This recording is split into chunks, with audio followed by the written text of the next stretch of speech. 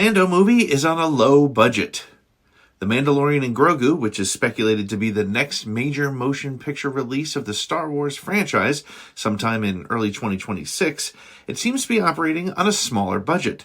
The Rise of Skywalker, The Last Jedi, and Solo, the last Star Wars movies in theaters, had budgets of close to $300 million, and the alleged budget for the Mando movie is only about $120 million. This is actually right in line with the total budget for one full season of The Mandalorian on Disney Plus, where the spend is approximately $15 million per episode, or, do the math, $120 million. There's very little confirmed about this project other than it will be directed by Jon Favreau, who's also producing, along with Dave Filoni and Kathleen Kennedy. I love that. So here's my thing. And you've worked on TV shows. You've worked on some of this kind of scripted stuff. We all know stories come out all the time about movies and budgets. And this movie cost this much to make, and it either didn't make it back or it did make it back. I understand that those last couple of movies Pete talked about, were made on $300 million budgets, stuff like that.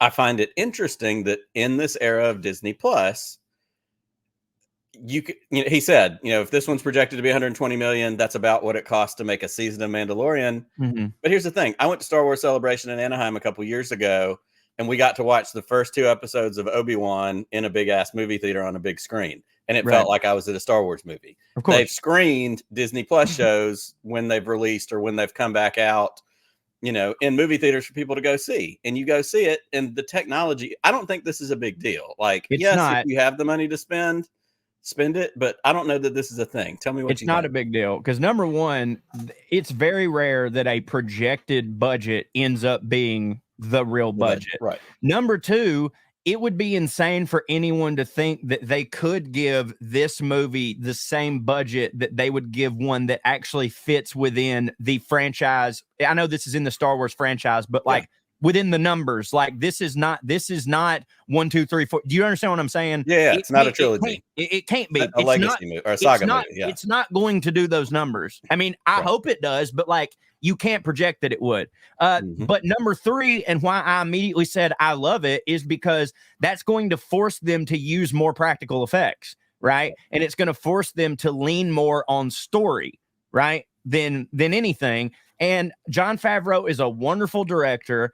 I don't know. I love everything about it. But like I said, they'll end up spending more money on it. But dude, they know every single person involved in that knows exactly what they're doing. And how long are Mandalorian episodes? How long are they? 40 minutes? They're usually about 40 to 45 minutes, depending. Okay, well, 3 of those put together, that's a movie. It kind of tracks. You know what I mean? Yeah, and if you're doing that, you're talking about $45 million because it's 15 or so an episode. Yeah. So you're still spending more if you factor it down to the time. So I think the biggest thing that we're likely to encounter, and of course, it's going to depend on, what comes out as it's being made and how it ultimately turns out, is the fact that somebody's going to try and spin it as, a rush job. They didn't spend as much. Right. They didn't take as much time because they haven't been in the theaters in forever, and they're trying to,